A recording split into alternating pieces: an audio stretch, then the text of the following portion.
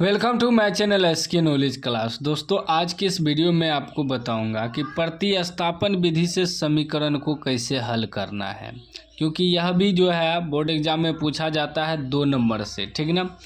सवाल करा समीकरण निकाय 2x + 3y = 11 और 2x - 4y = -24 को प्रतिस्थापन विधि से हल करें। ठीक ना। कौन विधि से? प्रतिस्थापन विधि से। ठीक, तो ध्यान से देखिएगा वीडियो को पूरा लास्ट तक। चैनल पे नए हैं तो चैनल को ज़रूर सब्सक्राइब कर लीजिएगा।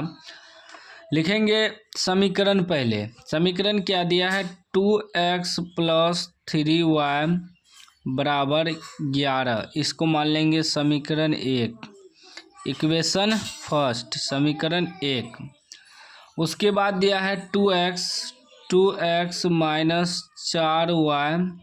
= -24, समीकरण 2। ठीक ना। प्रतिस्थापन विधि में क्या होता है कि पहले समीकरण 1 से निकालना, पहले समीकरण 1 को हल करना होता है, या आप समीकरण 2 को भी हल कर सकते हैं। ठीक ना, स्टेप बाय स्टेप हल होता है। तो चलेंगे समीकरण 1 से, समीकरण 1 से। ठीक ना, आप चाहे तो 2 को भी हल कर सकते हैं, समीकरण 2 से। इस प्रकार लिखना पड़ेगा अगर समीकरण 2 को हल करेंगे तो। ठीक ना, तो पहले मैं समीकरण 1 को हल कर रहा हूँ। ठीक ना, तो समीकरण 1 क्या है? 2x + 3y = 11। आप चाहे तो समीकरण 2 को भी हल कर सकते हैं, समीकरण 2 से। समीकरण 2 को पहले हल करना है। ठीक ना, तो समीकरण 2 को हल करने के बाद समीकरण 1 में मान रखना होता है। अगर समीकरण 1 को हल करिएगा तो समीकरण 2 में मान रखिएगा, यही होता है। ठीक ना, तो समीकरण 1 से चल रहे हैं। तो 2x बराबर क्या हो जाएगा? 2x बराबर हो जाएगा 11, ये प्लस में है तो -3y हो जाएगा। ठीक ना, याद रखिएगा जो इधर बराबर की बगल प्लस में है उधर माइनस हो जाता है, जो इधर माइनस है उधर प्लस हो जाता है। ठीक ना, चिन्ह बदल जाता है। अगर ये गुना में है तो उधर जाके भागा में हो जाता है, अगर इधर भागा में है तो उधर जाके गुना हो जाता है। अब जब x बराबर निकालेंगे तो ये हो जाएगा 11 - 3y। ये देखिए गुना में 2x है तो बटे में 2 आ जाएगा। हम पहले भी बताएं जो गुना में है इधर आके भागा में हो जाएगा। अब यही x का मान समीकरण 2 में रखेंगे, लिखेंगे x का मान समीकरण 2 में रखने पर। ठीक ना, समीकरण 2 में रख देंगे।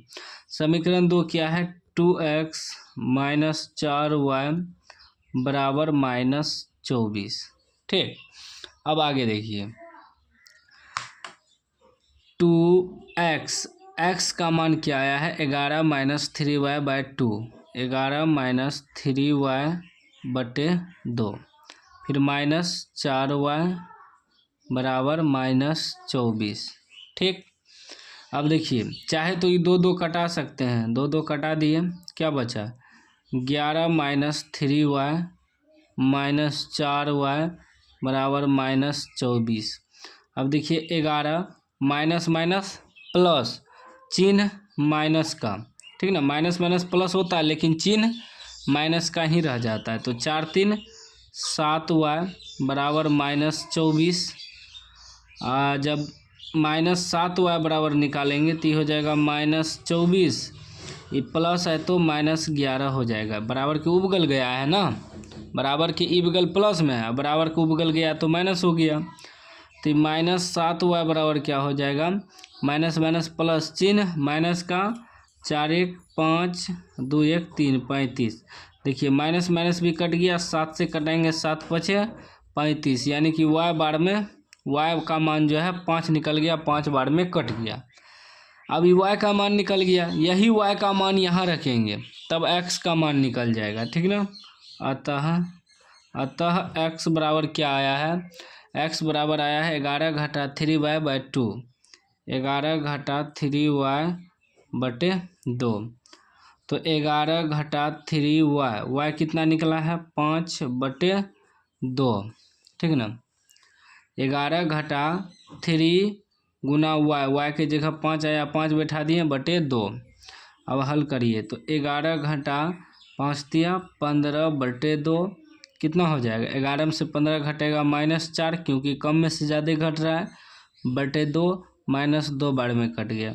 यानी x का मान आपका निकल गया -2 और y का मान क्या निकल गया? y का मान 5। ये आपका आंसर हो गया, ठीक ना। x y का मान निकल गया। तो प्रतिस्थापन विधि से ऐसे ही बनाया जाता है। कोई भी समीकरण दे दे, बस याद रखिएगा नियम कि पहले समीकरण 1 को हल करेंगे।